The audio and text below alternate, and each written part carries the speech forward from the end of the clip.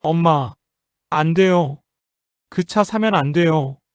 고급 수입 스포츠카 전시장 한가운데 9살 소년의 절규가 울려 퍼졌습니다. 민우는 눈물을 글썽이며 45세 여성 윤서현의 팔을 붙잡았죠. 그의 손은 떨리고 있었어요.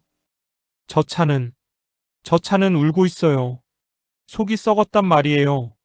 주변의 직원들은 황당한 표정으로 소년을 쳐다봤습니다. 48세 남성 박강식은 비웃듯 코웃음을 쳤죠. 서현 씨, 아이 교육 좀 시키시죠. 이게 얼마짜리 차인데. 하지만 서연은 민우의 눈을 들여다봤습니다. 그 눈빛에는 거짓이 없었어요. 진심 어린 두려움과 간절함이 가득했죠. 그리고 이 순간의 선택이 모든 것을 바꾸게 됩니다. 과연 이 소녀는 누구일까요? 왜 보육원에서 5번이나 파양당했을까요? 그리고 입양 하루 만에 1억 원의 기적을 만들어낸 그의 정체는 무엇일까요? 이 이야기는 40시간 전으로 거슬러 올라갑니다. 이 채널은 황후님들이 보내주신 이야기로 구성됩니다. 구독과 좋아요 버튼을 눌러 더 많은 분들이 이 이야기를 들을 수 있게 해주세요. 정기적인 건강검진을 통해 질병을 조기에 발견하고 꾸준히 관리하는 것이 100세 시대의 핵심입니다. 유용한 생활정보 한 줄이었습니다. 이어서 본격적인 이야기가 계속됩니다. 서울 강남의 한 수입 스포츠카 전시장. 유리병 너머로 반짝이는 차들이 햇빛을 받아 빛났습니다. 하지만 사무실 안 45세 여성 윤서현의 얼굴에는 그림자가 드리워져 있었어요. 대표님, 결국 소송이 들어왔습니다. 상대 측에서 50억 원 배상을 요구하고 있습니다. 변호사의 말에 서연은 깊은 한숨을 내쉬었습니다. 책상 위에는 법원 서류가 차곡차곡 쌓여 있었죠. 6개월 전 거래했던 한정판 스포츠카가 알고 보니 사고 이력이 숨겨진 차량이었던 거예요. 그게 제 실수가 아니라는 건 아시잖아요. 명백히 서류가 조작된 거였단 말이에요. 서연의 목소리는 떨렸습니다. 15년 동안 쌓아올린 명성이 하루아침에 무너지는 기분이었죠. 변호사는 고개를 저었어요. 그걸 입증하기가 어렵습니다. 대표님이 최종 검수하신 게 사실이니까요. 최악의 경우 매장을 정리하셔야 할 수도. 정리라뇨? 서연은 벌떡 일어섰습니다. 창밖으로 보이는 전시장의 차들이 눈에 들어왔어요. 저 차 한 대 한 대가 그녀의 땀과 눈물이었죠. 이혼한 전 남편 강식과 헤어진 후 혼자서 억대 빚을 갚으며 일군 사업이었습니다. 좀 더 방법을 찾아봐 주세요. 제발요. 변호사가 나간 후 서연은 책상 서랍을 열었습니다. 가장 깊숙한 곳에 숨겨둔 낡은 사진 한 장. 어린아이가 환하게 웃고 있는 사진이었어요. 7년 전 교통사고로 세상을 떠난 딸 지민이었죠. 지민아, 엄마가 또 실패하는 걸까? 서연의 눈가에 눈물이 맺혔습니다. 딸을 잃은 후로 삶의 의미를 찾지 못하던 그녀는 오직 일에만 매달렸어요. 하지만 이제 그마저 무너지려 하고 있었죠. 그때 휴대폰에 문자 하나가 도착했습니다. 서연 씨, 내일 성심보육원 봉사활동 잊지 마세요. 정 원장 보냄. 서연은 쓴웃음을 지었어요. 한 달에 한 번씩 가는 보육원 봉사. 사실 그것도 딸을 잃은 후 마음의 빈자리를 채우려던 노력이었죠. 하지만 요즘은 그럴 여유조차 없었습니다. 그래도 약속은 지켜야지. 서연은 한숨을 내쉬며 가방을 챙겼습니다. 거울에 비친 자신의 얼굴이 너무나 지쳐 보였어요. 눈 밑에 다크서클이 진했고 입가의 주름도 깊어진 것 같았죠. 그날 저녁 서연은 거의 잠을 이루지 못했습니다. 머릿속에서 숫자들이 끊임없이 맴돌았어요. 50억, 30억, 20억. 어떻게 해도 답이 나오지 않았죠. 다음 날 아침, 서연은 억지로 몸을 일으켜 성심보육원으로 향했습니다. 차 안에서도 계속 휴대폰을 들여다봤어요. 은행 잔고, 자산 목록, 대출 가능 금액. 모든 숫자가 절망적이었죠. 이번 주만 넘기면 뭔가 방법이 있을 거야. 하지만 서연 자신도 그 말을 믿지 못하고 있었습니다. 보육원 앞에 차를 세우고 서연은 깊게 심호흡을 했어요. 거울을 보며 억지로 미소를 지어봤죠. 아이들 앞에서는 밝은 모습을 보여야 했으니까요. 보육원 문을 열고 들어서자 아이들의 제잘거리는 소리가 들렸습니다. 10여 명의 아이들이 마당에서 공놀이를 하고 있었어요. 서연을 보자 몇몇 아이들이 환하게 웃으며 달려왔죠. 이모, 왔어요. 이모, 저번에 약속한 색연필 가져왔어요? 아이들의 순수한 눈빛을 보니 서연의 마음이 조금 따뜻해졌습니다. 적어도 이 순간만큼은 복잡한 생각을 내려놓을 수 있었죠.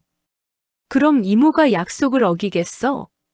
서연은 가방에서 색연필 세트를 꺼냈습니다. 아이들은 환호성을 지르며 색연필을 나눠 가졌어요. 하지만 서연의 시선은 마당 구석에 홀로 앉아있는 한 소년에게 꽂혔습니다. 다른 아이들과 달리 그 아이는 놀이에 끼지 않고 낡은 라디오 같은 것을 만지고 있었어요. 저 아인 누구지? 서연은 천천히 그 소년에게 다가갔습니다. 가까이 가서 보니 아이는 고장난 가전제품 부품들을 모아놓고 하나하나 귀를 대고 있었죠. 그 모습이 왠지 모르게 서연의 마음을 흔들었습니다. 외로워 보이면서도 자신만의 세계에 빠진 것 같은 그 눈빛. 서연은 모르는 사이에 그 아이 옆에 쪼그려 앉아 있었어요. 안녕. 서연이 부드럽게 말을 걸자 소녀는 깜짝 놀라며 고개를 들었습니다. 큰 눈망울이 불안하게 떨렸어요. 마치 혼날 것을 예상하는 것처럼요. 아, 안녕하세요. 소녀는 작은 목소리로 대답했습니다. 손에 쥔 라디오를 뒤로 숨기려 했죠. 괜찮아. 뭐 하는 거야? 서연은 최대한 다정한 목소리로 물었습니다. 소녀는 잠시 망설이다가 조심스럽게 입을 열었어요. 이거요. 소리를 듣고 있었어요. 소리? 네. 이 라디오가 어디가 아픈지 들어보는 거예요. 여기 이 부분이 좀 슬픈 소리를 내거든요. 소녀는 라디오의 한 부분을 가리켰습니다. 서연은 신기한 듯 그 모습을 지켜봤어요. 아이의 표정이 진지했죠. 장난이 아니라 정말로 뭔가를 듣고 있는 것 같았습니다. 네 이름이 뭐니? 민우요. 김민우예요. 민우야, 너는 이런 거 좋아하니? 기계 만지는 거. 민우는 고개를 끄덕였습니다. 처음으로 작은 미소가 입가에 번졌어요. 네. 기계들은 다 소리가 있어요. 건강한 소리, 아픈 소리, 슬픈 소리. 저는 그걸 들을 수 있어요. 그건 정말 대단한 능력인데. 서연의 말에 민우의 미소가 사라졌습니다. 고개를 푹 숙였죠. 아니에요. 다들 저 때문에 불행해진대요. 저랑 같이 있으면 다 망한대요. 뭐라고? 서연은 깜짝 놀랐습니다. 9살짜리 아이의 입에서 나올 말이 아니었죠. 그때 등 뒤에서 목소리가 들렸어요. 서연 씨, 저 아이한테 왜 말을 거세요? 정 원장이 다가오며 난처한 표정을 지었습니다. 50대 중반의 수녀님이었죠. 늘 자애로운 미소를 짓던 분이었는데 지금은 조금 다른 표정이었어요. 서연은 일어서서 원장에게 물었습니다. 원장 수녀님, 저 아이가 무슨 말을 하는 거예요? 자기 때문에 다 망한다니. 원장은 깊은 한숨을 내쉬었습니다. 민우를 안타깝게 바라보며 말했죠. 민우는 5번 파양된 아이예요. 입양 가정마다 이상한 일이 생겼어요. 첫 번째 집은 화재로 전 재산을 잃었고, 두 번째 집은 사업이 망했죠. 세 번째 집은 교통사고가 났고, 네 번째 집은 가장이 급작스럽게 병에 걸렸어요. 5번째 집은 원장은 말을 잠시 멈췄습니다. 갑자기 이혼을 했어요. 민우가 간 지 이틀 만에요. 그 후로 아무도 민우를 데려가려 하지 않아요. 다들 그 아이가 재수 없다고 하죠. 서연은 믿을 수 없다는 듯 고개를 저었습니다. 그건 그냥 우연 아닌가요? 어떻게 9살 아이 때문에 그런 일이. 저도 처음엔 그렇게 생각했어요. 하지만 5번이나 연속으로요? 게다가 민우가 만지는 물건들은 이상하게 다 고장이 나요. 라디오, TV, 청소기. 멀쩡하던 게 민우 손에 닿으면 먹통이 돼버리죠. 원장의 목소리에는 안타까움이 가득했습니다. 서연은 다시 민우를 돌아봤어요. 아이는 더 작아진 몸으로 웅크리고 앉아 있었죠. 다른 아이들은 여전히 신나게 놀고 있었지만 민우만 홀로 떨어져 있었습니다. 그 순간 서연의 가슴이 먹먹해졌어요. 저 아이의 외로움이, 고독이, 상처가 느껴지는 것 같았죠. 마치 딸 지민이가 떠난 후 자신의 모습을 보는 것 같았습니다. 원장님, 제가 저 아이를 좀 더 지켜봐도 될까요? 서연 씨. 원장은 놀란 표정을 지었습니다. 서연 자신도 왜 그런 말이 나왔는지 몰랐어요. 하지만 민우를 보고 있으니 그냥 지나칠 수가 없었죠. 서연은 다시 민우 옆에 앉았습니다. 민우는 여전히 고개를 숙인 채였어요. 민우야, 네가 소리를 듣는다고 했지? 그럼 이모 차 소리도 들어볼래? 민우는 조심스럽게 고개를 들었습니다. 처음으로 호기심이 어린 눈빛이었어요. 정말요? 그럼 이모는 차를 파는 사람이거든. 네가 그 재능이 진짜라면 아주 특별한 거야.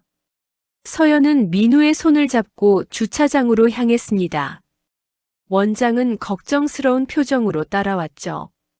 서연의 차는 고급 수입 세단이었어요. 은색 차체가 햇빛에 반짝였습니다. 차 한번 들어볼래? 서연이 시동을 걸자 엔진 소리가 부드럽게 울렸습니다.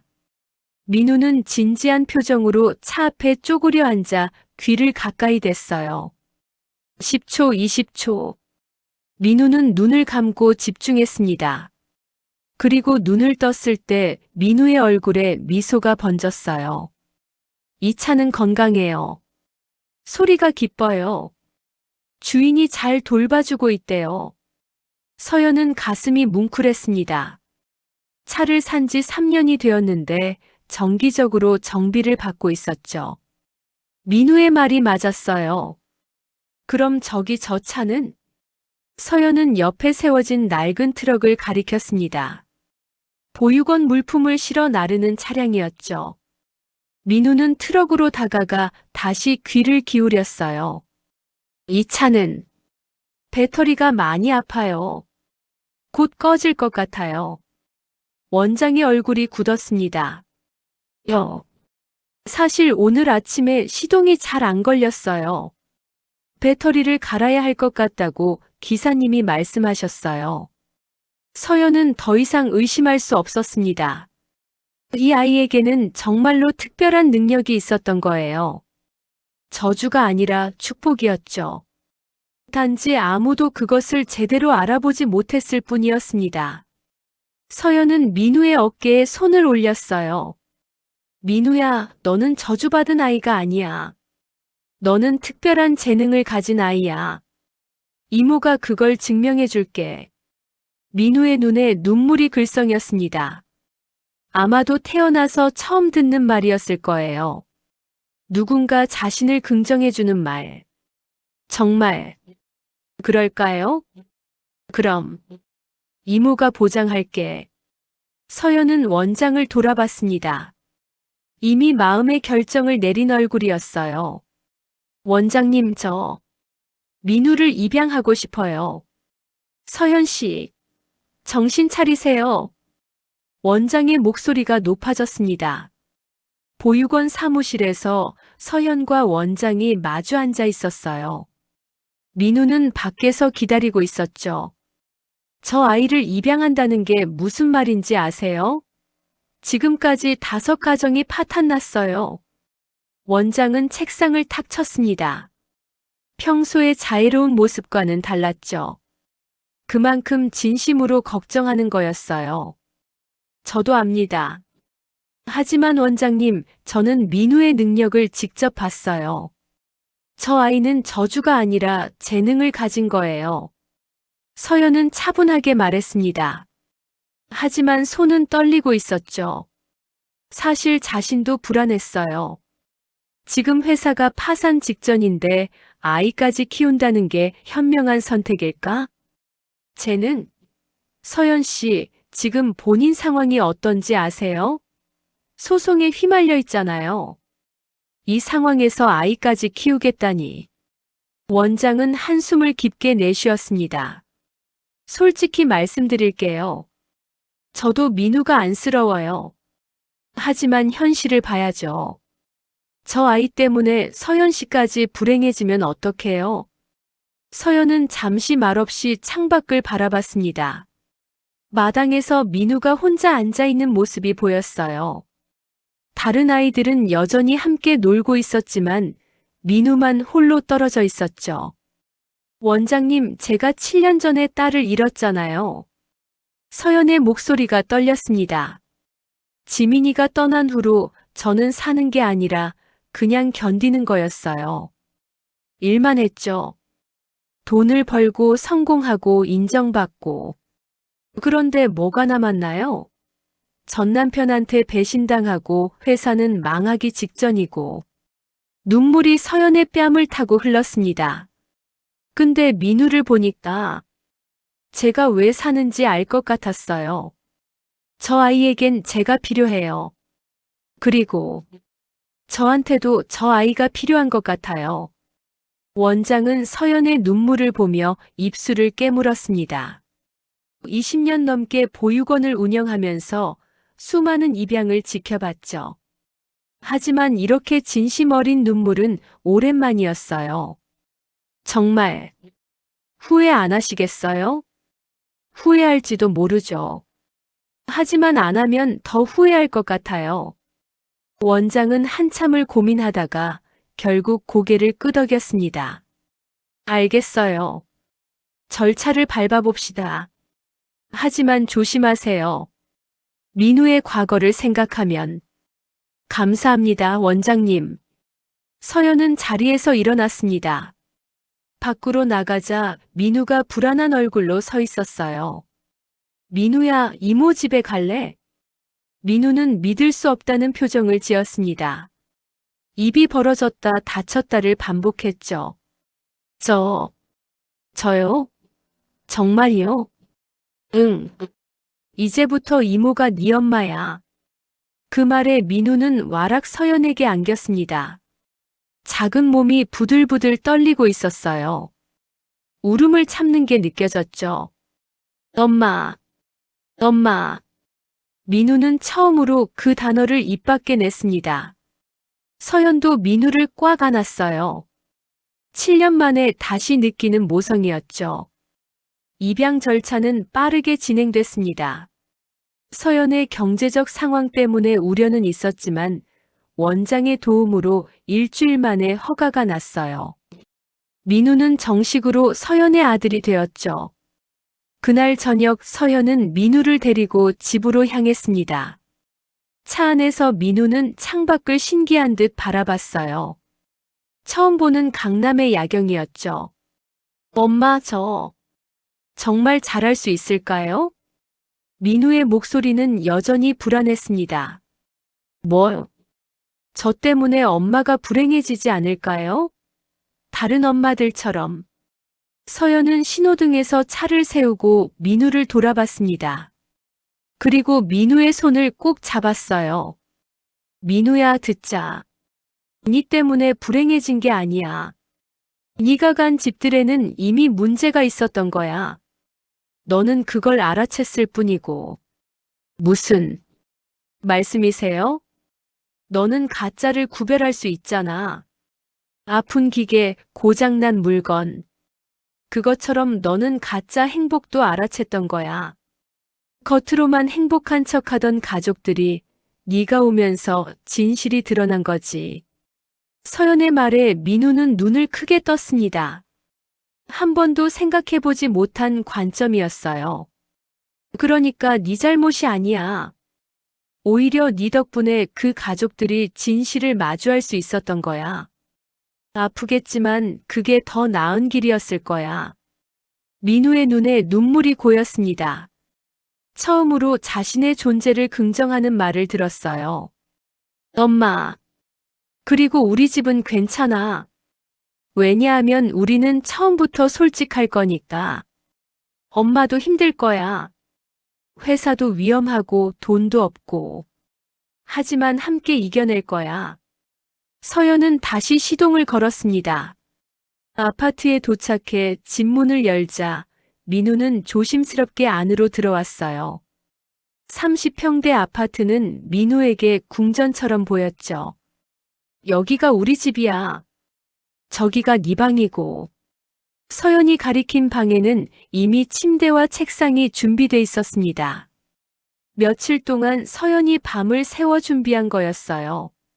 민우는 방에 들어가 이것저것 만져봤죠. 엄마, 정말 제 방이에요? 그럼 이제부터 네 공간이야. 민우는 침대에 폴짝 뛰어 올랐습니다. 처음으로 보이는 아이다운 모습이었어요. 서연은 그 모습을 보며 미소 지었죠. 하지만 그 미소는 오래가지 못했습니다. 휴대폰에 문자가 왔거든요. 내일 오전 10시 사무실로 와. 마지막 제안이다. 박강식 보냄. 전 남편 강식의 문자였습니다. 서연의 얼굴이 굳었어요. 강식이 먼저 연락을 한다는 건 뭔가 꿍꿍이가 있다는 뜻이었죠. 내일 무슨 일이 생기는 걸까? 서연은 불안한 마음을 억누르며 민우를 재웠습니다. 하지만 잠들기 전 민우가 작은 목소리로 말했어요. 엄마, 저 엄마를 지킬 수 있을까요? 뭐? 저도 엄마를 도와주고 싶어요. 엄마가 힘든 거 알아요. 서연은 민우의 머리를 쓰다듬었습니다. 고마워, 민우야. 네 마음만으로도 충분해. 하지만 민우는 진지한 표정으로 대답했어요. 아니에요. 저 정말 도와드릴 거예요. 약속해요. 그날 밤 서연은 거의 잠들지 못했습니다. 내일 강식을 만나면 무슨 일이 벌어질지, 민우를 입양한 게 정말 옳은 선택이었는지. 수많은 생각이 머릿속을 맴돌았어요. 하지만 옆방에서 들리는 민우의 고른 숨소리를 들으니 이상하게 마음이 편안해졌습니다. 적어도 이 아이만큼은 지켜야겠다는 다짐. 그것만은 확실했죠. 다음 날 오전 서연은 민우를 데리고 회사로 향했습니다. 일요일이라 직원들은 없었고 전시장은 조용했어요. 하지만 곧 그 정적이 깨질 거라는 걸 서연은 알고 있었죠. 민우야, 이따가 아저씨 한 분이 올 거야. 엄마랑 중요한 얘기를 할 건데 너는 조용히 있어줄 수 있지? 민우는 고개를 끄덕였습니다. 하지만 눈빛에 걱정이 가득했어요. 엄마, 나쁜 아저씨예요? 서연은 쓴웃음을 지었습니다. 글쎄, 나쁜 사람은 아닌데 좋은 사람도 아니야. 복잡해. 정확히 10시 전시장 문이 열렸습니다. 48세 남성 박강식이 정장 차림으로 들어왔어요. 여전히 잘생긴 외모에 자신감 넘치는 걸음걸이였죠. 오래간만이네, 서연 씨. 여전히 아름다워. 강식은 능글맞게 웃었습니다. 하지만 서연은 표정을 굳힌 채 대답했어요. 용건만 말해요. 바빠요. 아이고, 그렇게 차갑게 굴지 말고. 우린 한때 부부였잖아. 한때가 중요하죠. 이제 남남이에요. 서연의 차가운 대답에 강식의 미소가 약간 굳었습니다. 하지만 곧 시선을 옆으로 돌려 민우를 발견했죠. 저 아이는 제 아들이에요. 방금 입양했어요. 입양? 강식은 놀란 표정을 지었습니다. 그리고 민우를 위아래로 훑어봤어요. 민우는 본능적으로 서연 뒤로 숨었죠. 지금 회사가 망하기 직전인데 입양을 해? 정신이 있어? 그건 네가 상관할 바가 아니에요. 용건이나 말해요. 강식은 코웃음을 쳤습니다. 하지만 곧 진지한 표정으로 변했어요. 좋아. 그럼 본론으로 들어가지. 서연 씨, 나한테 딱 한 번의 기회를 줄게. 강식은 가방에서 서류 뭉치를 꺼냈습니다. 50억 소송, 내가 무마시켜줄 수 있어. 뭐라고? 서연은 믿을 수 없다는 표정을 지었습니다. 어떻게? 간단하지. 그 고객은 원래 내 단골이었어. 내가 설득하면 소송 취하할 거야. 대신 이 매장을 나한테 넘겨. 물론 정당한 가격으로 사줄게. 시세보다 조금 낮긴 하겠지만. 강식은 계약서를 책상 위에 올려놨습니다. 서연은 그 서류를 내려다봤어요. 15억 원. 시세의 3분의 1 가격이었죠. 이게 정당한 가격이라고. 서연 씨, 지금 네 입장을 생각해봐. 소송에서 지면 50억을 물어내야 해. 그럼 파산이야. 아무것도 남지 않아. 하지만 이 제안을 받아들이면 적어도 15억은 손에 쥐는 거지. 강식의 말은 논리적이었습니다. 하지만 서연은 화가 치밀어 올랐어요. 네가 그 소송을 만든 거 아니야? 뭐? 처음부터 다 계획이었잖아. 그 차량의 사고 이력을 숨긴 것도, 고객을 부추긴 것도. 다 네 짓이지. 강식의 얼굴이 잠깐 굳었습니다. 하지만 곧 다시 미소를 지었어요. 증거가 있어? 없으면 그냥 추측일 뿐이야. 중요한 건 현실이야, 서연 씨. 네 선택은 두 가지야. 파산하거나 아니면 내 제안을 받거나. 서연은 주먹을 꽉 쥐었습니다. 손톱이 손바닥에 박혔지만 신경 쓰이지 않았어요. 15년 동안 쌓아올린 모든 것이 이렇게 무너지는 게 억울했죠. 아, 그리고 하나 더. 강식은 다시 가방을 뒤적이며 말했습니다. 네가 그래도 고집을 부릴 것 같아서 특별한 제안을 하나 더 준비했어. 강식이 꺼낸 건 차 사진이었습니다. 클래식 스포츠카 60년대 빈티지 스타일의 아름다운 차량이었어요. 이게 뭐예요? 1960년식 A 클래식 로드스터야. 전 세계에 50대밖에 안 남은 희귀 차량이지. 그리고 이 차의 원래 주인은 전설적인 레이서였어. 강식은 자랑스럽게 말했습니다. 현재 시세로 최소 30억은 받을 수 있는 차야. 그런데 지금 주인이 급하게 돈이 필요해서 20억에 넘기려고 해. 그래서 내가 네한테 이 거래 기회를 줄게.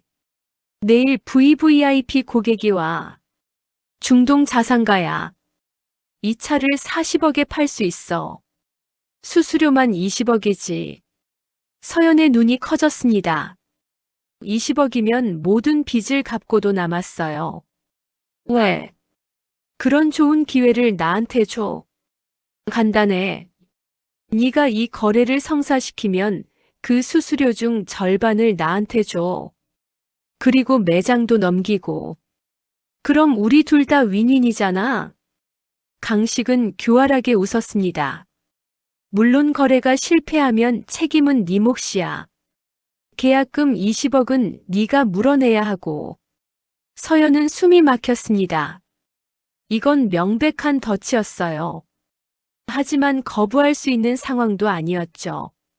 지금 서연에게는 다른 선택지가 없었습니다. 시간은 내일까지야. 차는 오늘 저녁에 여기로 가져올게. 내일 오후 2시에 고객이 와서 볼 거야. 그때까지 결정해. 강식은 서류와 차 사진을 책상에 남겨두고 돌아섰습니다. 나가면서 민우를 한 번 더 쳐다봤어요. 아, 그리고 서연 씨. 아이 교육 잘 시켜. 보육원 출신들은 버릇이 없더라고. 나가요. 서연의 차가운 목소리에 강식은 킥킥 웃으며 나갔습니다. 문이 닫히고 전시장에는 다시 정적이 흘렀어요. 서연은 책상에 주저앉았습니다. 머리를 감싸쥐었죠. 20억. 성공하면 모든 걸 해결할 수 있어요. 와. 서연도 모르게 감탄이 나왔습니다. 정말 완벽해 보였어요. 외관도 내부도 모든 게 훌륭했죠. 어때? 끝내주지. 이 차면 무조건 팔려. 강식은 자신만만하게 말했습니다. 내일 2시까지 준비해놔. 그럼 난 간다. 강식이 떠나고 서연은 차 주변을 천천히 돌았습니다. 정말 흠잡을 데가 없었어요. 60년이 넘은 차량인데 새 차처럼 깨끗했죠. 이 차를 팔면 정말 모든 게 해결될까? 서연은 차 문을 열고 운전석에 앉아봤습니다. 가죽 시트의 촉감이 좋았어요. 계기판도 빈티지한 매력이 있었죠. 하지만 뭔가 찜찜했습니다. 강식이 이런 좋은 기회를 준다는 게 믿기지 않았어요. 분명 어딘가에 함정이 있을 거였죠.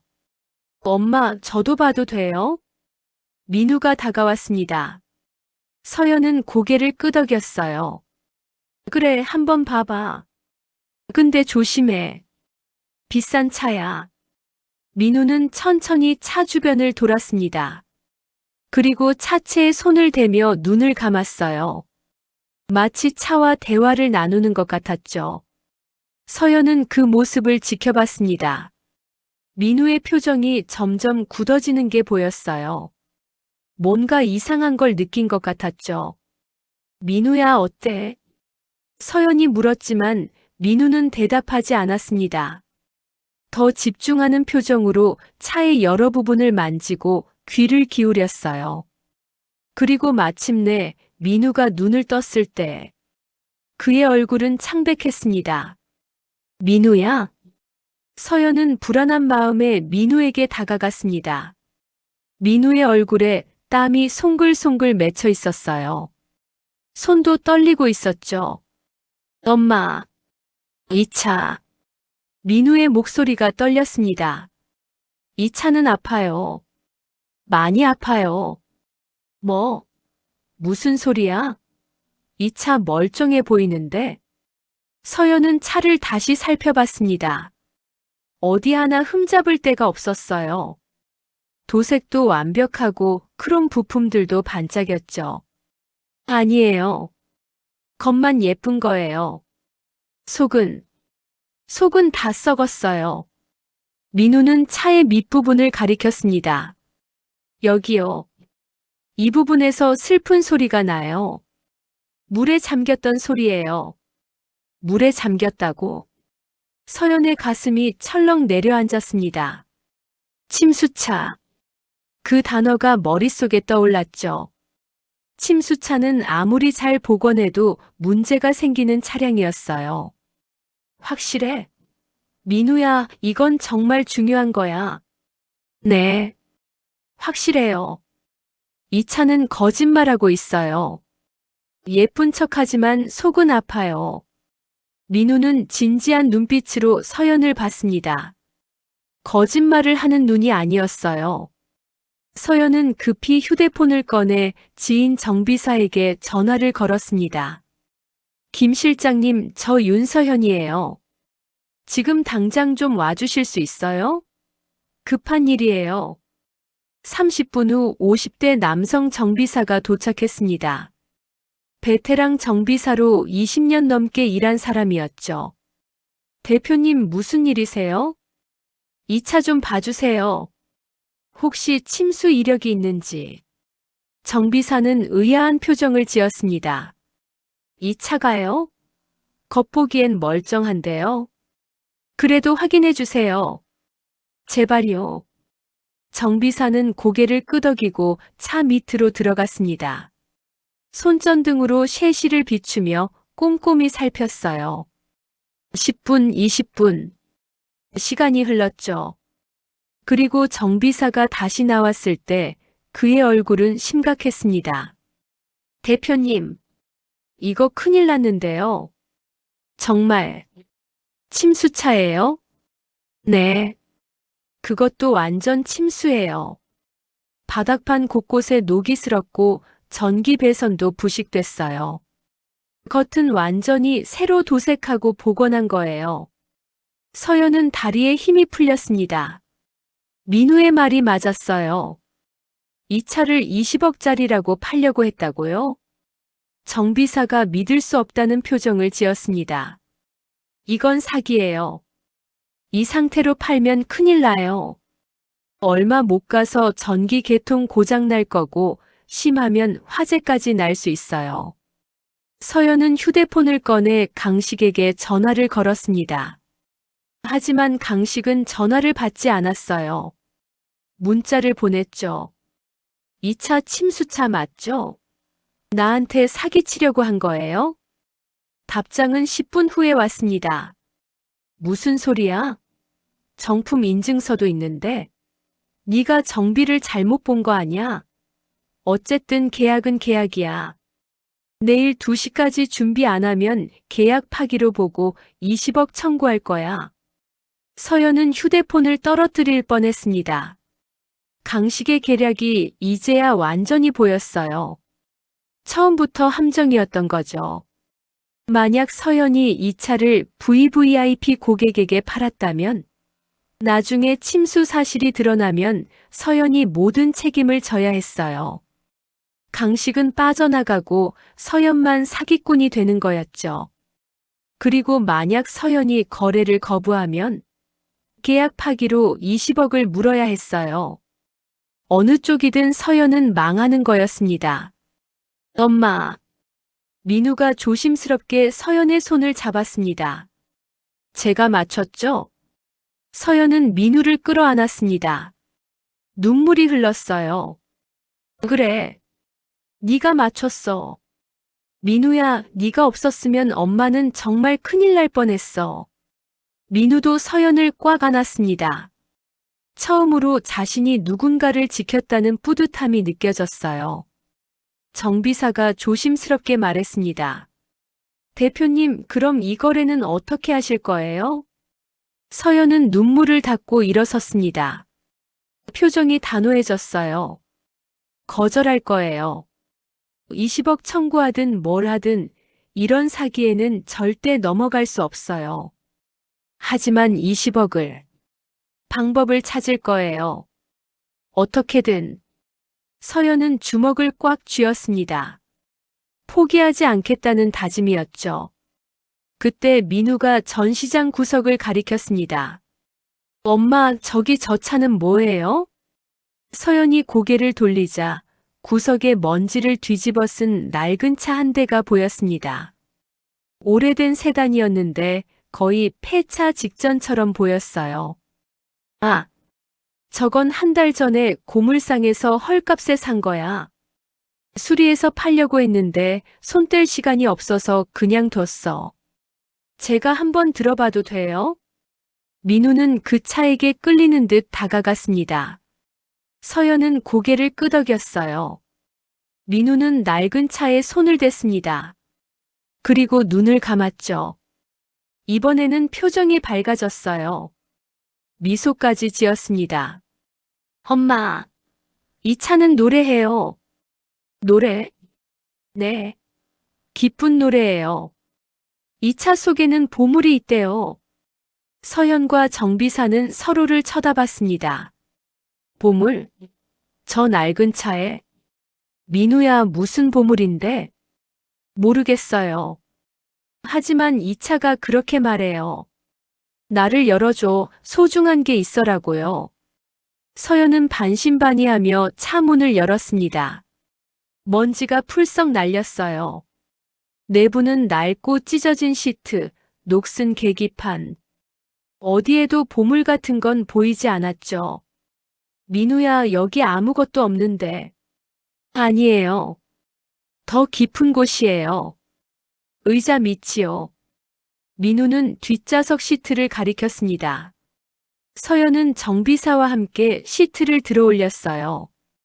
그리고 그 밑에서 작은 금속 상자가 나왔습니다. 이게 뭐지? 서연은 떨리는 손으로 상자를 열었습니다. 상자 안에는 빛바랜 사진 몇 장과 오래된 손목시계가 하나 있었어요. 그리고 서류 한 장. 정비사가 서류를 집어들었습니다. 읽다가 눈이 휘둥그레졌어요. 네. 대표님, 이거 정품 인증서예요. 정품 인증서? 이 차는 1968년에 제작된 B클래식 세단이에요. 그런데 이 차의 첫 주인이 천하의 레이싱 전설 마크 해밀턴이었어요. 서연의 심장이 빠르게 뛰었습니다. 마크 해밀턴? 그 유명한 레이서? 네. 그리고 이 시계. 이건 그가 마지막 레이스에서 착용했던 다이아몬드 시계예요. 당시 우승 트로피로 받은 거죠. 이게 지금 시세로. 정비사는 휴대폰으로 검색을 했습니다. 그리고 화면을 서연에게 보여줬어요. 최소 3억 원 이상입니다. 서연은 숨이 멎는 줄 알았습니다. 3억? 그리고 이 차도 희귀 차량이라면. 그리고 이 차의 가치는 더 올라갈 거예요. 마크 해밀턴의 유품이 숨겨져 있었던 차라는 게 밝혀지면 전 세계 컬렉터들이 난리를 칠 거예요. 서연은 민우를 돌아봤습니다. 민우는 해맑게 웃고 있었어요. 제가 맞췄죠, 엄마. 서연은 와락 민우를 안아들었습니다. 빙글빙글 돌았죠. 맞췄어. 우리 민우가 천재야. 진짜 천재. 민우는 처음으로 크게 웃었습니다. 보육원에서 한 번도 지어본 적 없는 밝은 웃음이었어요. 그날 밤 서연은 밤새 계획을 세웠습니다. 이 차와 시계를 어떻게 활용할지, 강식의 함정에서 어떻게 빠져나갈지. 그리고 마침내 답을 찾았어요. 민우야, 이제 엄마가 너를 믿을 차례야. 다음 날 아침 서연은 일찍 일어나 샤워를 했습니다. 거울을 보니 눈가의 다크서클이 더 짙어졌지만 눈빛만큼은 살아있었어요. 오늘이 모든 걸 결정하는 날이었죠. 민우야, 일어났니? 민우는 이미 깨어 식탁에 앉아 있었습니다. 우유를 마시며 창밖을 보고 있었어요. 엄마, 오늘 중요한 날이죠? 응. 아주 중요해. 엄마가 잘할 수 있을까? 민우는 고개를 끄덕였습니다. 엄마는 잘할 거예요. 저를 믿어주셨잖아요. 이제 제가 엄마를 믿을게요. 서연은 가슴이 뭉클했습니다. 이제 겨우 사흘된 모자 관계였지만 이미 서로를 의지하고 있었어요. 고마워, 민우야. 그럼 준비하자. 오전 10시 서연은 차량 감정사를 불렀습니다. 30대 후반의 전문가로 해외 경매에서도 일하는 유명한 사람이었죠. 대표님, 이 차를 감정해달라고 하셨죠? 감정사는 낡은 비세단을 보고 의아한 표정을 지었습니다. 이 차를요? 겉보기엔 고물인데. 속을 보세요. 그리고 이것도. 서연은 금속 상자를 건넸습니다. 감정사는 내용물을 확인하더니 얼굴이 굳었어요. 이건 마크 해밀턴이. 네. 확인해 주세요. 진품인지. 감정사는 2시간 동안 차량과 시계를 꼼꼼히 살폈습니다. 돋보기로, 특수 조명으로, 컴퓨터 데이터베이스로 모든 수단을 동원했죠. 그리고 마침내 결과가 나왔습니다. 대표님, 대박입니다. 감정사의 목소리가 떨렸어요. 이 차는 진품이 맞습니다. 마크 해밀턴이 1968년부터 72년까지 소유했던 차량이에요. 그리고 이 시계는 1970년 르망 24시 레이스 우승 기념 다이아몬드 시계입니다. 전 세계에 3개밖에 없는 거예요. 가치는 보수적으로 잡아도 차량 5억, 시계 3억, 총 8억 원 이상입니다. 하지만 경매에 내놓으면 10억도 넘게 받을 수 있어요. 서연은 깊게 숨을 들이마셨습니다. 10억. 모든 빚을 갚고도 남는 돈이었죠. 감정서 써주세요. 공식 문서로요. 네, 바로 작성하겠습니다. 정오가 되자 서연은 강식에게 전화를 걸었습니다. 뭐야, 서연 씨. 준비 다 됐어? 강식의 목소리는 여유로웠습니다. 서연이 어떤 선택을 하든 자신의 승리라고 생각하는 거였죠. 강식 씨, 오늘 거래는 취소할게요. 뭐? 강식의 목소리가 굳었습니다. 취소한다고? 그럼 계약 위반이야. 20억 배상하라고 소송 넣을 거야. 그래요. 소송 넣으세요. 대신 저도 소송 넣을 거예요. 뭐? 침수차를 정품이라고 속여 판매하려 한 사기죄로요. 증거도 다 있어요. 정비사 소견서, 침수 흔적 사진, 전부 다요. 전화기 너머로 강식이 당황하는 소리가 들렸습니다. 그건 네가 잘못 본 거야. 내가 준 인증서는 진짜라고. 인증서가 진짜라고 해서 차량이 진짜인 건 아니죠. 겉만 복원한 침수차를 20억짜리라고 속인 거잖아요. 이건 명백한 사기예요. 강식은 한참 동안 말이 없었습니다. 그리고 목소리가 차가워졌어요. 좋아. 그럼 둘 다 법정에서 보자고. 근데 서연 씨 생각해봐. 소송 비용만 해도 네 남은 돈 다 날아갈 거야. 이기든 지든 너는 파산이야. 괜찮아요. 돈은 제가 마련할게요. 뭐? 오늘 오후 2시에 VVIP 고객 온다고 했죠? 그 약속은 지킬게요. 무슨 소리야? 제가 팔 건 네 차가 아니라 제 차예요. 와서 보세요. 진짜 보물이 뭔지. 서연은 전화를 끊었습니다. 손이 떨렸지만 마음만큼은 확고했어요. 엄마, 정말 괜찮을까요? 민우가 불안한 얼굴로 물었습니다. 괜찮아. 이번엔 우리가 이길 거야. 서연은 민우의 손을 꽉 잡았습니다. 오후 1시, 서연은 전시장을 정리했습니다. 강식의 침수차는 구석으로 밀어놓고 민우가 찾은 비세단을 중앙에 배치했어요. 낡았지만 깨끗이 닦으니 빈티지한 매력이 돋보였죠. 그리고 금속 상자의 내용물을 전시 케이스에 담았습니다. 마크 해밀턴의 사진, 다이아몬드 시계, 인증서. 모든 게 완벽했어요. 엄마, 사람들 오나 봐요. 민우가 창밖을 가리켰습니다. 검은색 고급 세단이 전시장 앞에 멈춰 섰어요. 중동 전통 복장을 한 남성이 내렸습니다. 50대 초반으로 보이는 VVIP 고객이었죠. 그 뒤를 강식이 따라왔습니다. 얼굴에는 여전히 자신만만한 표정이 있었어요. 서연 씨, 이게 무슨 짓이야? 강식은 중앙에 놓인 낡은 세단을 보고 황당한 표정을 지었습니다. 고객님께 저 고물을 보여줄 거야? 정신 나갔어? 조용히 해요. 설명할게요. 서연은 중동 고객에게 공손히 인사했습니다. 어서 오세요. 제가 오늘 보여드릴 차량은 1968년식 B클래식 세단입니다. 낡았군요.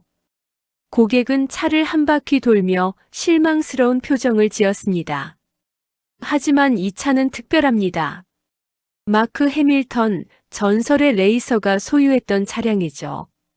서연은 전시 케이스를 열었습니다. 이 차 안에서 발견된 유품입니다. 1970년 르망 우승 기념 다이아몬드 시계, 인증서, 그리고 그의 사진들. 고객의 눈빛이 변했습니다. 전시 케이스에 가까이 다가가 시계를 들여다봤어요. 이건 진품인가요? 네. 공식 감정서가 있습니다. 서연은 감정서를 건넸습니다. 고객은 꼼꼼히 읽더니 흥분한 표정을 지었어요. 대단하군요. 저는 마크 해밀턴의 열렬한 팬입니다. 그의 유품을 찾고 있었어요. 그래서 특별 가격으로 제안드립니다. 차량과 유품 전체를 10억 원에 드리겠습니다. 10억? 강식이 끼어들었습니다. 말도 안 돼. 저 고물이 10억이라고. 하지만 고객은 이미 결정한 듯 고개를 끄덕였어요. 좋습니다. 지금 바로 계약하죠. 고객님, 잠깐만요. 제가 준비한 차는 따로 있습니다. 강식은 급하게 침수차를 가리켰습니다. 이 1960년식 로드스터를 보세요. 이게 진짜 명품이에요. 하지만 고객은 관심도 없다는 듯 손을 저었어요. 저는 마크 해밀턴에게 관심 있습니다. 다른 차는 필요 없어요. 서연은 속으로 환호성을 질렀습니다. 하지만 겉으로는 침착함을 유지했어요. 그럼 계약서를 준비하겠습니다. 계약은 30분 만에 끝났습니다. 고객은 계좌 이체로 10억 원을 입금했어요. 서연의 휴대폰에 입금 알림이 떴죠. 감사합니다, 대표님. 이 차는 제 컬렉션의 보물이 될 겁니다. 고객이 떠나고 전시장에는 서연과 강식, 그리고 민우만 남았습니다. 강식의 얼굴은 새파랗게 질려 있었어요. 이게 어떻게... 놀랐어요? 저도 놀랐어요. 서연은 차갑게 웃었습니다. 네가 가져온 가짜 차 덕분에 진짜 보물을 찾게 됐으니까요. 그 차는 어떻게 찾은 거야? 강식은 믿을 수 없다는 표정을 지었습니다. 그건 비밀이에요. 중요한 건 이제 저한테 네 빚 갚을 돈이 생겼다는 거죠. 서연은 수표를 꺼내 강식에게 던졌습니다. 20억. 네 침수차 계약금이에요. 받아요. 그리고 다시는 내 앞에 나타나지 마요. 강식은 떨리는 손으로 수표를 집었습니다. 하지만 서연의 눈빛을 보고는 아무 말도 하지 못했어요. 그리고 서연은 서류 봉투를 하나 더 꺼냈습니다. 네 침수차 사기건은 이미 경찰에 신고했어요. 증거도 다 제출했고 곧 조사 연락할 거예요. 뭐라고? 사기죄로 고소한다니까요. 네가 얼마나 많은 사람들을 속였는지 다 밝혀질 거예요. 강식은 뒷걸음질 쳤습니다. 얼굴이 완전히 하얗게 변했어요. 서연 씨, 제발, 나가요. 지금 당장. 서연의 단호한 목소리에 강식은 더 이상 버티지 못하고 도망치듯 나갔습니다. 문이 닫히자 서연은 그 자리에 주저앉았습니다. 긴장이 풀리며 눈물이 쏟아졌어요.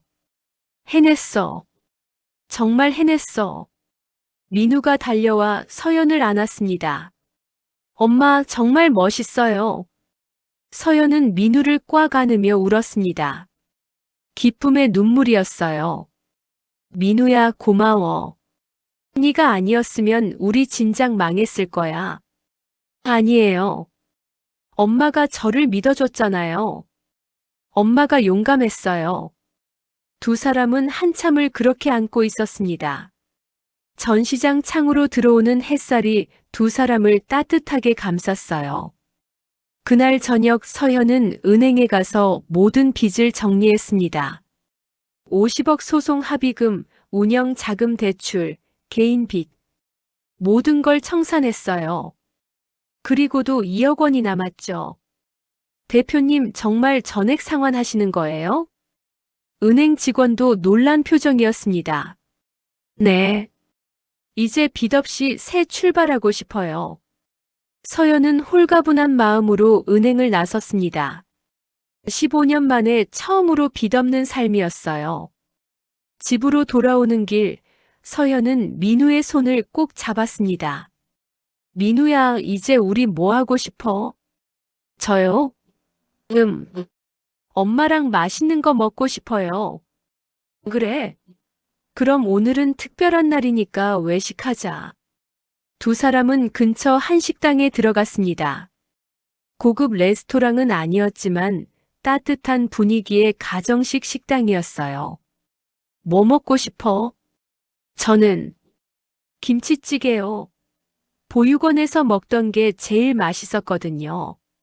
서연은 웃으며 김치찌개 2개를 주문했습니다. 음식이 나오고 두 사람은 맛있게 먹기 시작했어요. 엄마, 이거 정말 맛있어요. 민우의 입가에 밥알이 묻었습니다. 서연은 냅킨으로 닦아주며 미소 지었죠. 많이 먹어. 앞으로는 매일 맛있는 거 해줄게. 정말요? 매일요? 응. 우리 이제 돈 걱정 안 해도 돼. 엄마가 열심히 일해서 네 대학까지 보낼 거야. 민우는 눈을 반짝이며 물었습니다. 엄마, 저 대학 갈 수 있을까요? 당연하지. 우리 민우 천재잖아. 나중에 커서 뭐가 되고 싶어? 민우는 잠시 생각하다가 대답했습니다. 저는 엄마 같은 사람이 되고 싶어요. 남들이 알아주지 않는 것의 진짜 가치를 아는 사람. 서연은 가슴이 뭉클했습니다. 9살 아이의 입에서 나온 말이라고는 믿기지 않았어요. 민우야, 너는 이미 그런 사람이야. 네가 오늘 우리를 구했잖아. 하지만 아직 어려요. 더 배우고 싶어요. 엄마한테 배우고 싶어요. 그래. 엄마가 다 가르쳐 줄게. 식사를 마치고 집으로 돌아오자 휴대폰에 여러 통의 전화가 와 있었습니다. 거래처 고객들, 지인들. 모두 10억 거래 소식을 듣고 연락한 거였어요. 대표님, 대박 나셨다며요? 서연 씨, 어떻게 그런 차를 찾으셨어요? 다음에 좋은 매물 있으면 저한테도 연락 주세요. 서연은 하나하나 답장을 보냈습니다. 그리고 문득 깨달았어요. 이번 일로 자신의 명성이 더 올라갔다는 걸. 마크 해밀턴의 유품을 찾아낸 딜러. 이 타이틀은 업계에서 엄청난 화제가 될 거였어요. 며칠 후 서연의 전시장에는 문의 전화가 쇄도했습니다. 희귀 차량을 찾는 고객들, 감정을 의뢰하는 컬렉터들. 모두가 서연을 찾았죠. 대표님, 스케줄이 꽉 찼어요. 다음 달까지 예약이 다 차 있어요. 직원이 놀란 표정으로 보고했습니다. 정말요? 이렇게 빨리? 네. 다들 대표님의 안목을 믿고 찾아오시는 거예요. 서연은 민우를 돌아봤습니다. 민우는 전시장 구석에서 새로 들어온 차량을 살피고 있었어요. 엄마, 이 차는 건강한데 조금 외로워해요. 외로워? 네. 주인이 자주 안 타줬나 봐요. 차들도 사랑받고 싶어 해요. 서연은 웃으며 민우를 불렀습니다. 민우야, 앞으로 엄마 도와줄래? 차들 감정하는 거. 정말요? 제가 도와드려도 돼요? 당연하지. 네 능력이 얼마나 대단한데. 우리 같이 일하자. 민우는 환하게 웃었습니다. 처음으로 자신이 필요한 존재라고 느꼈어요. 그날부터 민우는 서연의 든든한 파트너가 되었습니다. 학교를 마치고 오면 전시장에 와서 차들을 살폈어요. 그리고 서연에게 보고했죠. 엄마, 저 파란 차는 엔진이 조금 피곤해해요. 쉬게 해주면 좋겠어요. 저 빨간 차는 아주 행복해요. 새 주인을 빨리 만나고 싶대요. 민우의 말은 신기하게도 항상 맞았습니다. 피곤하다는 차는 정비를 받으면 문제가 발견됐고 행복하다는 차는 금방 팔렸어요. 그러던 어느 날 전시장에 특별한 손님이 찾아왔습니다. 60대 후반의 노신사였는데 고급 정장에 품이 있는 분위기였어요. 윤서연 대표님이신가요? 네, 그런데 누구시죠? 저는 김영훈이라고 합니다. A자동차 그룹 명예회장입니다. 서연은 깜짝 놀랐습니다. A그룹은 국내 최대 자동차 기업이었거든요. 회장님께서 왜 저희 매장에 마크 해밀턴 차량 거래 소식을 들었습니다. 대단하시더군요. 어떻게 그런 보물을 찾으셨습니까? 서연은 민우를 쳐다봤습니다. 민우는 수줍게 웃으며 회장님께 인사했어요. 안녕하세요. 회장은 민우를 보고 눈을 가늘게 떴습니다. 뭔가 특별한 걸 느낀 것 같았어요. 이 아이가 도와줬나요? 네. 제 아들 민우예요. 민우가 그 차를 찾았어요. 회장은 민우에게 다가가 무릎을 굽혔습니다. 민우야, 너는 특별한 재능이 있구나. 네. 차들이 말하는 걸 들을 수 있어요. 그건 정말 귀한 능력이야. 나도 50년 넘게 차를 다뤘지만 그런 능력을 가진 사람은 처음 봐. 회장은 서연을 돌아봤습니다. 대표님, 제안이 하나 있습니다. 우리 그룹에서 희귀 차량 부문을 신설하려고 합니다. 대표님께서 이 부문을 맡아주실 수 있겠습니까? 예. 저를요? 네. 업계 최고의 대우를 해드리겠습니다. 그리고 민우도 함께요. 이 아이의 재능을 키워주고 싶습니다. 서연은 잠시 고민했습니다. 거대 기업의 제안, 안정적인 미래. 분명 좋은 기회였어요. 하지만 서연은 고개를 저었습니다. 감사하지만 사양하겠습니다. 왜죠? 저는 제 사업을 계속하고 싶습니다. 물론 협력은 할 수 있어요. 하지만 제 회사, 제 방식으로 하고 싶어요. 회장은 잠시 놀란 표정을 지었다가 곧 환하게 웃었습니다. 좋습니다. 그럼 파트너십은 어떻습니까? 우리 그룹의 VVIP 고객들을 대표님께 연결해 드리겠습니다. 대신 좋은 매물이 있으면 우리한테도 먼저 알려주시고요. 그 정도라면 좋죠. 두 사람은 악수를 나눴습니다. 이것이 서연의 사업이 날개를 달게 되는 순간이었어요. 회장이 떠나고 민우가 물었습니다. 엄마, 왜 거절하셨어요?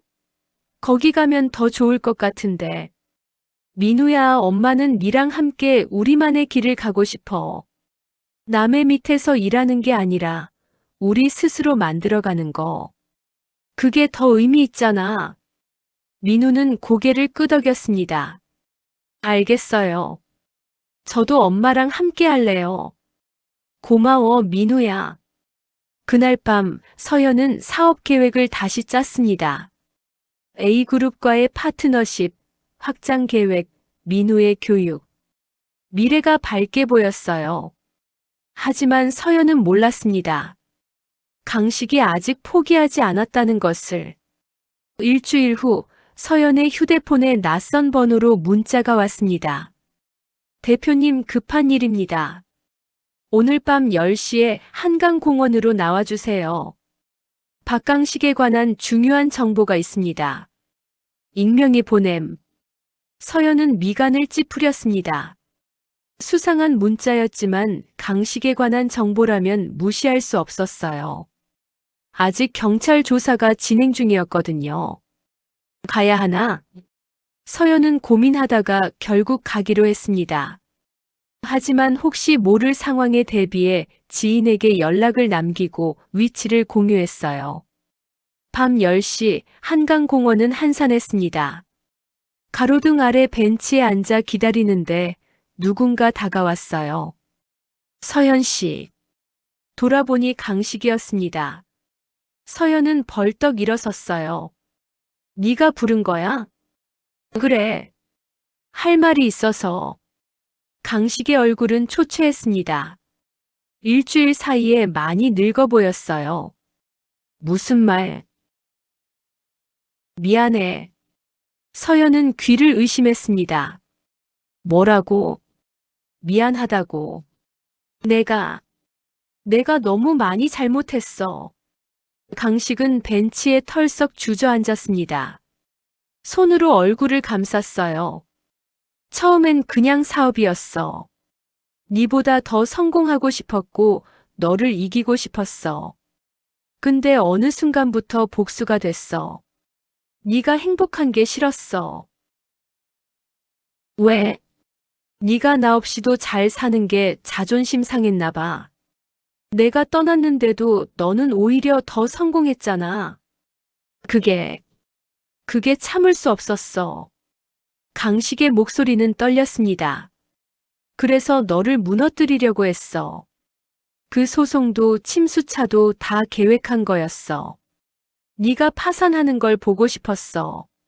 서연은 주먹을 꽉 쥐었습니다. 화가 치밀어 올랐지만 동시에 허무함도 느껴졌어요.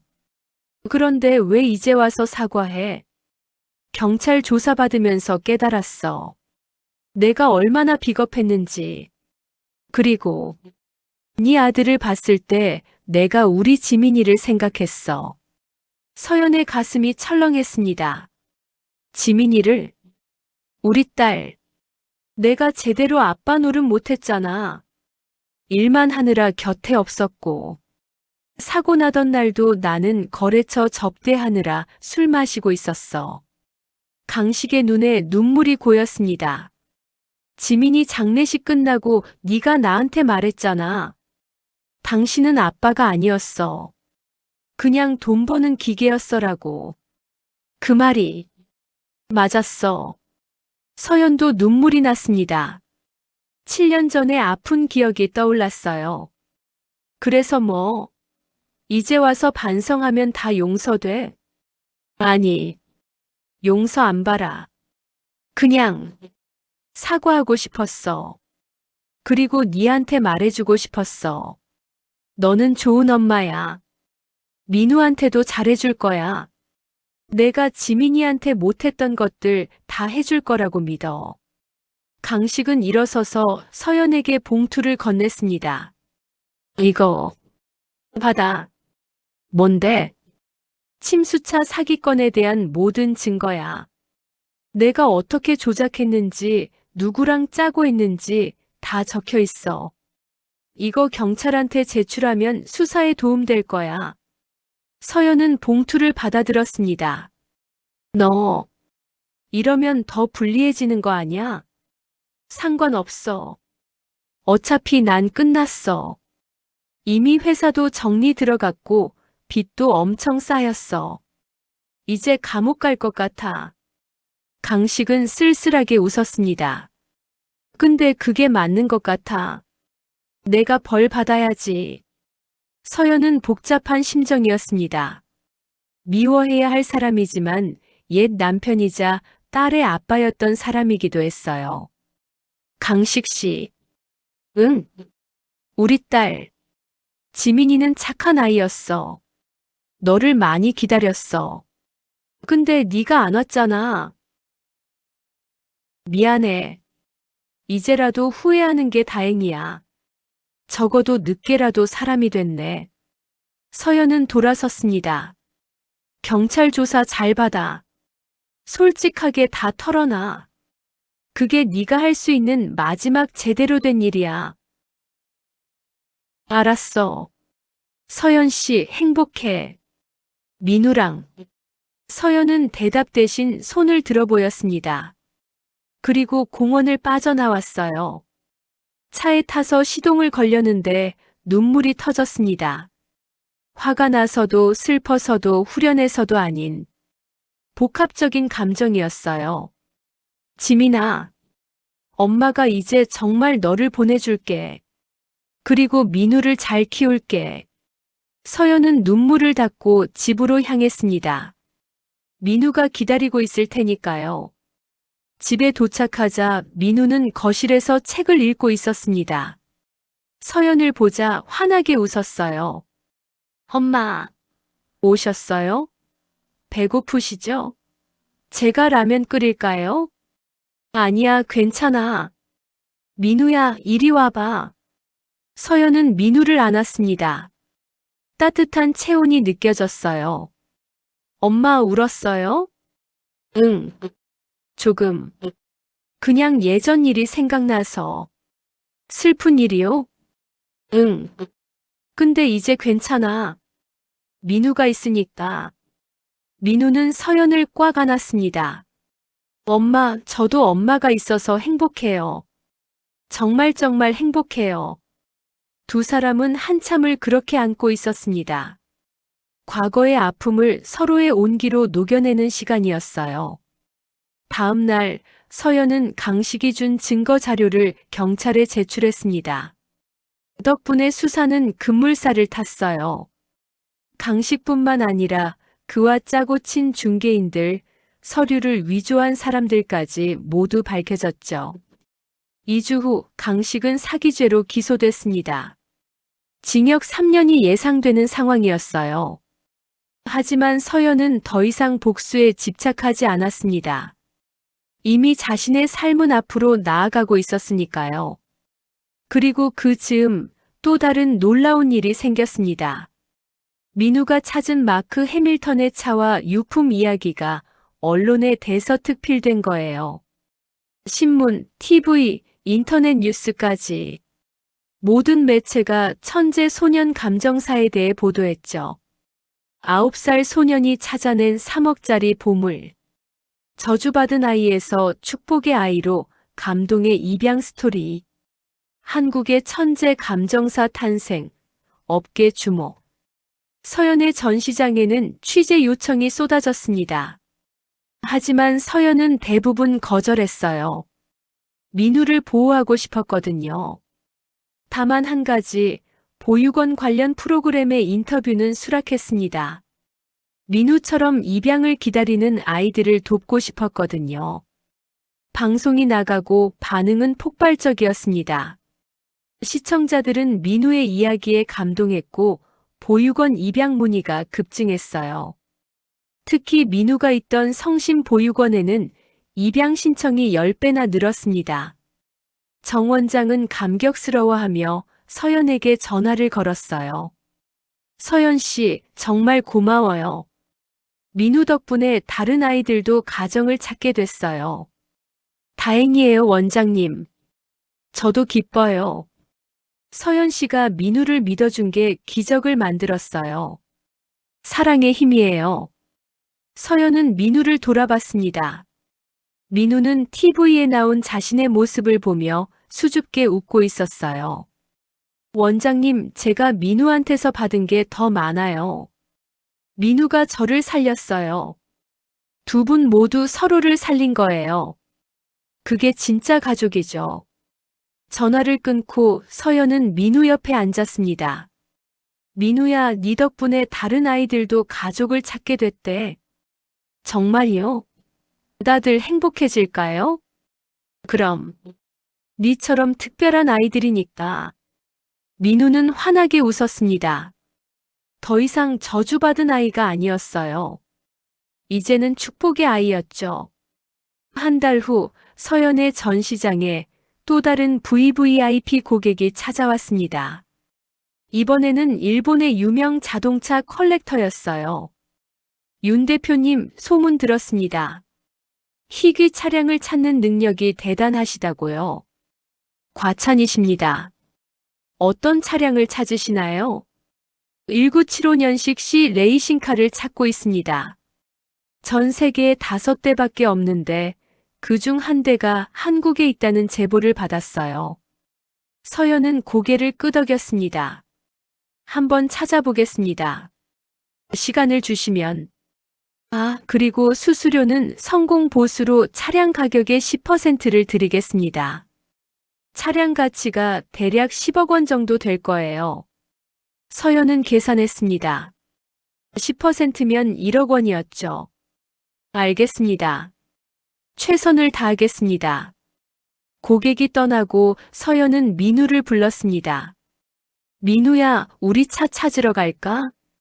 네. 어디로 가요? 전국 고물상이랑 폐차장을 다 뒤져야 할 것 같아. 두 사람은 일주일 동안 전국을 돌아다녔습니다. 서울, 인천, 부산, 대구. 곳곳에 고물상과 폐차장을 방문했어요. 그리고 마침내 부산의 한 폐차장에서 민우가 반응을 보였습니다. 엄마, 저기요. 민우가 가리킨 곳에는 녹슬고 찌그러진 차 한 대가 있었어요. 겉보기엔 완전한 고철이었죠. 민우야, 저게. 네. 저 차가 노래해요. 슬픈 노래지만 아직 살아있어요. 서연은 폐차장 주인에게 물었습니다. 저 차 얼마예요? 저거요? 고철 값으로 10만 원 받으면 돼요. 그럼 제가 사갈게요. 서연은 그 차를 트럭에 실어 서울로 가져왔습니다. 정비사를 불러 꼼꼼히 살펴보니 정말 1975년식 C 레이싱카였어요. 대표님, 대박입니다. 이거 복원하면 최소 10억 원 받아요. 서연은 즉시 일본 고객에게 연락했습니다. 고객은 다음 날 바로 한국으로 날아왔어요. 오, 정말 이 차가 맞습니다. 이걸 어떻게 찾으셨어요? 비밀입니다. 서연은 웃으며 대답했습니다. 거래는 즉시 성사됐습니다. 차량 가격 10억 원, 그리고 수수료 1억 원이 서연의 계좌로 입금됐어요. 민우야, 우리가 해냈어. 서연은 민우를 번쩍 안아들었습니다. 민우는 깔깔 웃었어요. 엄마, 이제 정말 부자예요? 응. 이제 진짜 안정됐어. 서연은 그 1억 원 중 절반을 저축했습니다. 민우의 교육 자금과 미래를 위해서였죠. 그리고 나머지는 사업 확장에 투자했어요. 전시장을 2배로 넓히고 직원도 더 고용했습니다.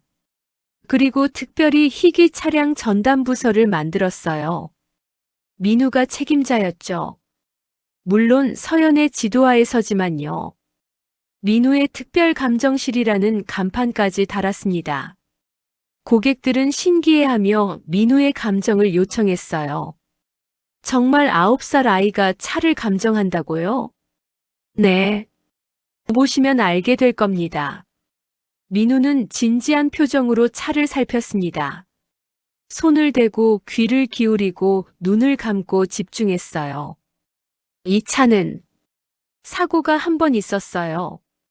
왼쪽 뒷바퀴 쪽이요. 하지만 잘 고쳐졌어요. 지금은 건강해요. 고객은 반신반의하며 정비소에 가서 확인했습니다. 그리고 놀라서 돌아왔어요. 정말이었어요. 어떻게 알았죠? 차가 말해줬어요.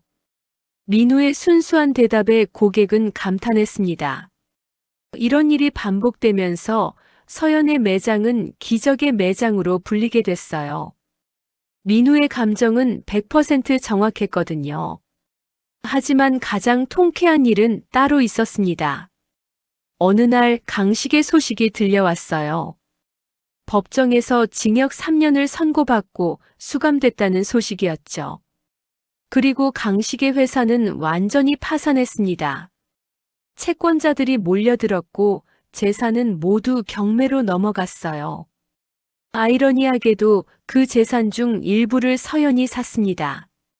강식이 운영하던 전시장 건물이었죠. 엄마, 이 건물 사는 거예요? 응. 여기 위치가 좋거든. 우리 지점 내기 딱 좋아. 서연은 그 건물을 리모델링해서 윤서연 모터스 강남점을 오픈했습니다. 아이러니하게도 강식의 옛 전시장 자리였죠. 개업식 날 화환이 가득했습니다. A그룹 회장님, 일본 컬렉터, 중동 고객. 서연이 만났던 모든 VVIP들이 축하를 보냈어요. 대표님 축하드립니다. 이제 진짜 업계 톱이시네요. 직원들과 지인들이 축하 인사를 건넸습니다. 서연은 뿌듯한 마음으로 전시장을 둘러봤어요.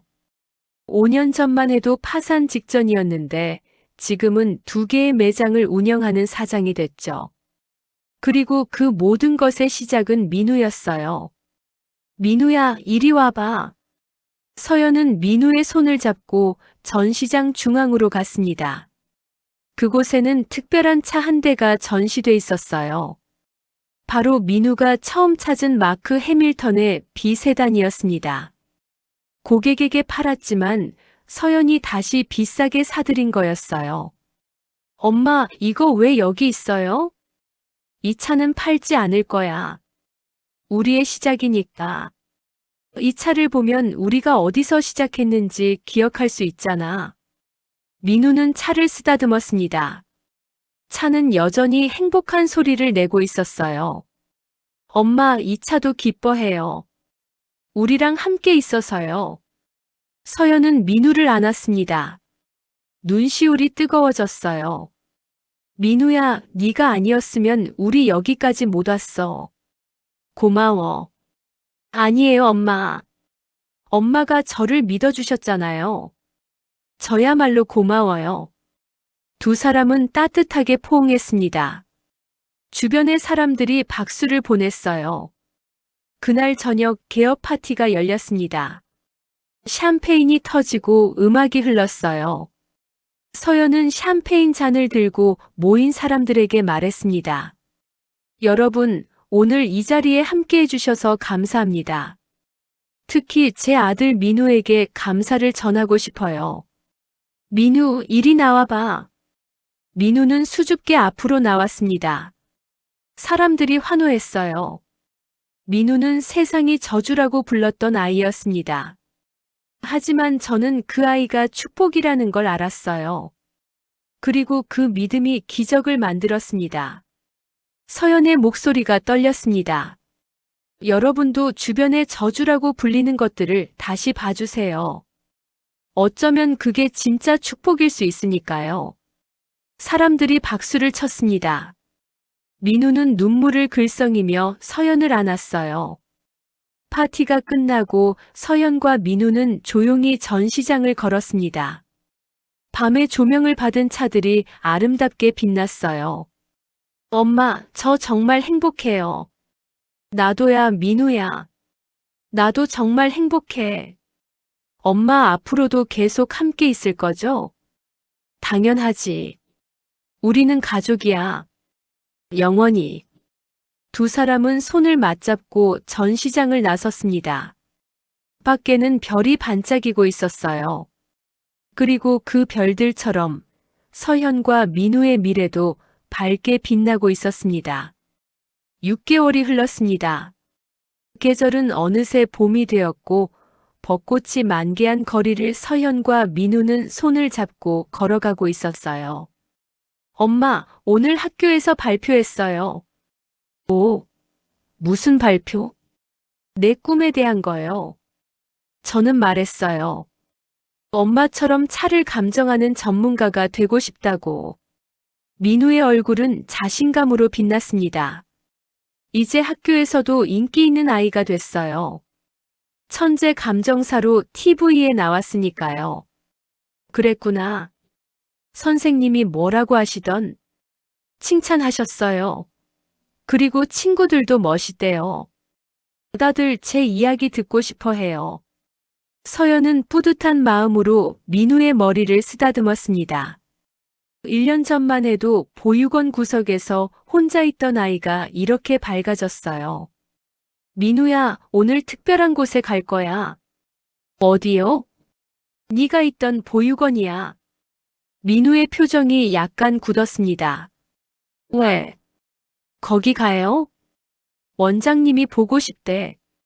그리고 니도 친구들 보고 싶지 않아? 민우는 잠시 생각하다가 고개를 끄덕였습니다. 네, 보고 싶어요. 성심보육원에 도착하자 정 원장이 반갑게 맞이했습니다. 민우야, 우리 민우 왔구나. 원장 수녀님. 민우는 원장님께 달려가 안겼습니다. 원장은 민우를 꽉 안으며 눈시울을 붉혔어요. 많이 컸네. 그리고 표정도 밝아졌어. 네. 저 이제 정말 행복해요. 원장은 서연을 돌아봤습니다. 서연 씨, 정말 고마워요. 민우를 이렇게 밝은 아이로 만들어주셔서요. 제가 더 감사하죠. 민우가 제 삶을 바꿨어요. 원장은 서연의 손을 꽉 잡았습니다. 서연 씨야말로 진짜 엄마예요. 사랑으로 아이를 키우는 분이에요. 마당에는 아이들이 놀고 있었습니다. 민우를 보자 몇몇 아이들이 달려왔어요. 민우 형, TV에서 봤어요. 정말 차 소리 들을 수 있어요? 아이들의 눈은 호기심으로 반짝였습니다. 민우는 웃으며 대답했어요. 응, 니네들도 할 수 있어. 니네들도 다 특별한 능력이 있을 거야. 정말이요? 그럼, 나도 몰랐는데 엄마가 알려줬어. 니네들도 찾아봐. 아이들은 신기한 듯 민우를 둘러쌌습니다. 예전에 외면받던 아이가 이제는 롤모델이 된 거였어요. 서연은 그 모습을 보며 뭉클했습니다. 그때 원장이 조심스럽게 물었어요. 서연 씨, 혹시 민우 입양 소식 들으셨어요? 입양이요? 네. 서연 씨와 민우 이야기가 방송 나간 후로 입양 신청이 정말 많이 들어왔어요. 이번 달에만 5명이 새 가정을 찾았어요. 정말요? 그거 정말 다행이네요. 다 민우 덕분이에요. 민우가 증명했잖아요. 저주받은 아이는 없다는 걸. 그냥 사랑이 필요한 아이들일 뿐이라는 걸요. 서연은 고개를 끄덕였습니다. 원장님, 사실 제안이 하나 있어요. 제안이요? 저희 회사에서 보육원 아이들을 위한 장학재단을 만들려고 해요. 입양된 아이들이 안정적으로 교육받을 수 있도록 돕는 거죠. 원장의 눈이 커졌습니다. 정말요? 그런 생각을 하셨다니. 민우한테 받은 게 너무 많아요. 다른 아이들에게도 기회를 주고 싶어요. 서연 씨, 정말 고마워요. 아이들이 얼마나 좋아할지. 두 사람은 따뜻하게 포옹했습니다. 그날 저녁 서현과 민우는 집으로 돌아오는 길에 한강변에 들렀습니다. 석양이 아름답게 물들고 있었어요. 민우야, 여기 앉자. 두 사람은 벤치에 나란히 앉았습니다. 강물이 반짝이며 흘러가고 있었어요. 민우야, 너는 행복해? 네. 정말 행복해요. 엄마랑 함께 있으니까요. 나도야. 네가 와서 내 삶이 완전히 바뀌었어. 서연은 가방에서 작은 상자를 꺼냈습니다. 이거, 니한테 줄 게 있어. 뭐예요? 민우가 상자를 열자 안에는 목걸이가 들어 있었습니다. 작은 차 모양의 펜던트가 달린 목걸이였어요. 이건 우리가 처음 함께 찾은 차를 기념하는 거야. 영원히 기억하자고. 와, 예뻐요. 서연은 목걸이를 민우의 목에 걸어줬습니다. 민우야, 너는 저주가 아니라 축복이야. 세상이 뭐라고 하든 엄마는 그걸 알아. 너는 특별한 아이야. 엄마. 민우의 눈에 눈물이 고였습니다. 저도 엄마가 최고예요. 세상에서 제일 좋은 엄마예요. 두 사람은 포옹했습니다. 석양빛이 두 사람을 따뜻하게 감쌌어요. 엄마 약속해요. 저 평생 엄마 곁에 있을게요. 나도 약속해. 평생 네 엄마로 있을게. 그 순간 바람이 불어왔습니다. 벚꽃잎이 날리며 두 사람 주위를 맴돌았어요. 마치 축복하는 것 같았죠. 며칠 후 서연의 사무실에 편지 한 통이 도착했습니다. 발신인은 강식이었어요. 서연은 조심스럽게 편지를 열었습니다. 서연에게 교도소에서 편지를 쓰네. 여기 생활은 글쎄, 내가 받아야 할 벌인 것 같아. TV에서 너의 인터뷰 봤어. 민우와 함께 웃는 모습. 정말 행복해 보이더라고. 나도 모르게 눈물이 났어. 내가 지민이한테 해주지 못한 것들을 너는 민우한테 다 해주고 있더라고. 그걸 보니 네가 정말 대단하다는 생각이 들었어. 나는 아빠도 남편도 심지어 사업가로서도 실패했어. 하지만 너는 성공했어. 진짜 중요한 것에서 말이야. 이 편지를 쓰는 이유는 단 하나야. 고맙다고 말하고 싶어서. 민우를 구해줘서 고맙고, 나한테도 마지막 기회를 줘서 고맙고. 민우 잘 키워주길 바래. 그리고 행복해 오래오래. 그게 내가 바랄 수 있는 전부야. 박강식. 서연은 편지를 접었습니다. 복잡한 감정이 밀려왔지만 더 이상 미움은 없었어요. 이제는 그냥 과거일 뿐이었죠. 엄마 뭐 보세요? 민우가 사무실로 들어왔습니다. 아니야. 그냥 옛날 편지. 버릴 거예요? 아니. 보관할게. 기억하기 위해서. 서연은 편지를 서랍 깊숙이 넣었습니다. 그리고 민우를 돌아봤어요. 민우야, 오늘 저녁에 뭐 먹고 싶어? 엄마가 해주는 김치찌개요. 그래. 그럼 집에 가서 해줄게. 맛있게. 와. 좋아요. 두 사람은 손을 잡고 전시장을 나섰습니다. 밖에는 저녁 노을이 아름답게 물들고 있었어요. 전시장 간판에는 윤서연 모터스 진짜 가치를 아는 곳이라고 쓰여 있었습니다. 그 아래에는 작은 글씨로 특별감정사 김민우라는 이름도 있었어요. 서연과 민우는 석양을 등지고 걸어갔습니다. 두 사람의 그림자가 길게 늘어져 하나가 되었어요. 그리고 그 그림자처럼 두 사람의 삶도 이제 하나가 되어 함께 빛나고 있었습니다. 3년이 흘렀습니다. 화창한 봄날 윤서연 모터스 강남점 앞에는 긴 줄이 늘어서 있었어요. 오늘은 특별한 날이었거든요.